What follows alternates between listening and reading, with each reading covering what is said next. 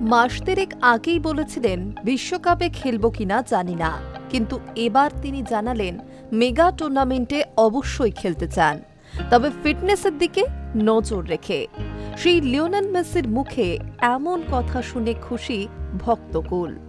তাদের আশা আগামী বছর বিশ্বকাপে খেতাব ধরে রাখার লড়াইয়ে অবশ্যই নামবেন তাদের প্রিয় তারকা। গত ৪ সেপ্টেম্বর বিশ্বকাপের যোগ্যতা অর্জন পর্বের ম্যাচ খেলতে নামে আর্জেন্টিনা। ঘরের মাঠে জোড়া গোল করে দলকে ভেনেজুয়েলার বিরুদ্ধে জেতান মেসি। এই ম্যাচ দেখতে স্টেডিয়াম পুরো ভরে গিয়েছিল। বাবার খেলা দেখতে হাজির ছিল মেসির সন্তানরাও। মেসির পরিবারের সঙ্গে অনেক সদস্যও হাজির ছিলেন ওই ম্যাচ দেখতে। খেলা শুরুর আগেই মেসিকে কাঁদতে দেখা যায়। ম্যাচ শেষে বিশ্বজয়ী আর্জেন্টাইন মহাতারকা সাফ জানিয়ে দেন, বয়সের কথা মাথায় রাখলে যুক্তি বলে আমি আগামী বছর বিশ্বকাপে খেলতে পারবো না, তবে আমি প্রত্যেকটা ম্যাচ ধরে এগোতে চাই। কিন্তু সোমবার একটি সাক্ষাৎকারে LM10 বলেন, আমি বিশ্বকাপে খেলতে পারলে খুব খুশি হব। আমি খেলতে চাই, আমার জাতীয় দলের জন্য অবদান রাখতে চাই।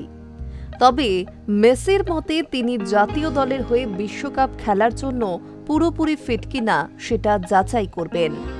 ওই সাক্ষাৎকারে তিনি বলেন, আপাতত প্রত্যেক দিনের দিকেই নজর দিতে চাই। আগামী বছর ইন্টার মায়ামির হয়ে প্রাক মরশুম প্রস্তুতি শুরুও করব।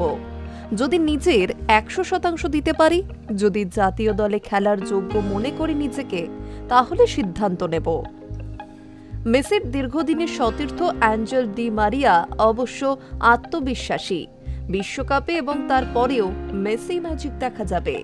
তিনি বলেন, মেসি এখনো খেলা শেষ করেনি, বিশ্বকাপ খেলবে, তারপর আরও ম্যাচ খেলবে।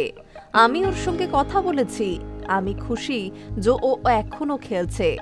ফলে ডি মারিয়া যদি মনে করেন মেসি বিদায় নেবেন না, এবার বিশ্বকাপে খেলার ইঙ্গিত দিয়ে রাখলেন মেসি নিজেও। High News network.